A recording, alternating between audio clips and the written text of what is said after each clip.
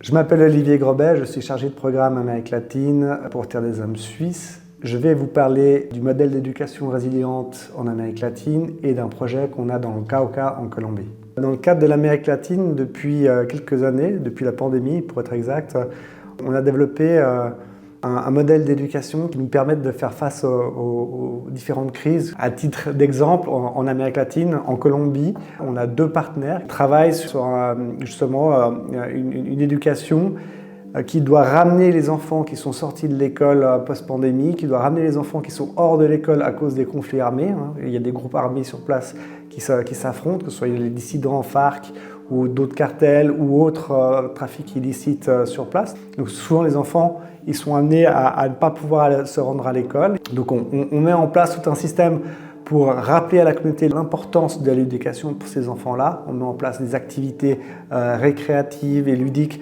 pour aussi faire en sorte que l'école soit attractive pour ces enfants-là aussi.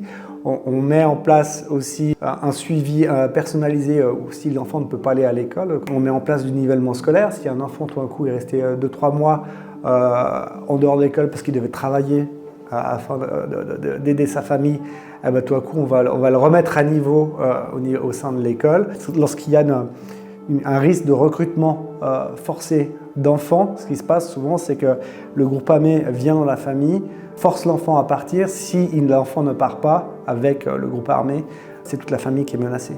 À un moment donné, il faut pouvoir faire en sorte que cette famille-là soit ensemble dans une zone sûre, dans un environnement protecteur et faire en sorte, qu'il se fasse oublier et puis que l'enfant ne soit plus recherché après coup. Donc oui, en effet, les garçons sont plus exposés, je dirais, au risque de recrutement forcé des enfants dans les groupes armés. Et à l'opposé, les filles sont plutôt à risque d'abus sexuels. Le gouvernement suisse a décidé dès 2025 d'exclure l'Amérique latine de ces zones prioritaires-là, malgré le fait que beaucoup d'ONG estiment que les besoins sont encore forts en Amérique latine.